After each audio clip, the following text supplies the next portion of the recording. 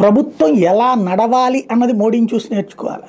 Corona సందర్భంలో ప్రతిరోజు monitoring, ప్రతి గంట మానిటరింగ్, ఇంటి దగ్గరకు వచ్చినటువంటి సేవలు, హాస్పిటళ్ళన్నీ ఉచితాలు, దేశవ్యాప్తంగా వ్యాక్సిన్లు ఉచితం. ఇంతటి సీరియస్ ఎఫర్ట్ 140 కోట్ల జనాభా కలిగిన భారతదేశంలో సాధ్యమయ్యింది.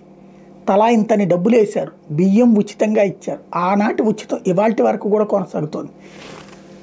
పరిపాలన ఎలా చేయాలి క్రైసిస్ వచ్చినప్పుడు అనడానికి సజీవమైనటువంటి సాక్ష్యం అది. అలాగే ఇక్కడ ప్రకృతి వైపరీత్యాలు వచ్చినప్పుడు పరుగులు పెట్టేటటువంటి దేశీయ వ్యవస్థలు అన్నటువంటిది మోడీ సర్కార్ పాలనా విధానానికి, భారతదేశపు ప్లానింగ్కి నిదర్శనం. బర్మా అలియాస్ మయన్మార్ 384 అణుబాంబులు కలిస్తే జరిగే విధ్వంసం ఒక్కసారిగా గత 3 రోజులుగా జరిగింది, జరుగుతూ ఉంది, జరుగుతూనే ఉంది. బిల్డింగులు కూలిపోయినాయి, శవాలు గుట్టలైనవి, స్పందించేవాళ్ళు లేరు, కదిలేవాళ్ళు లేరు. ప్రజల చేత ఎన్నికైనటువంటి ఆంగ్ సాన్ సూచీని జైల్లో పెట్టిన పాపమనాలా, జైల్లో పెడితే తిరుగుబాటు చేయలేని ప్రజలకి శాపమనాలా?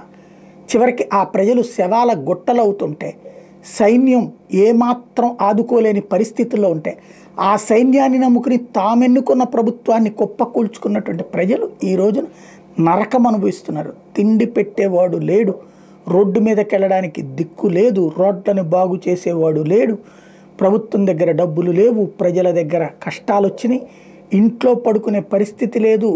వణికిపోతున్నటువంటి ప్రజలకే కాస్తో కోస్తో అండగా నిలబడుతుంది ఒక భారత ప్రభుత్వం మాత్రమే.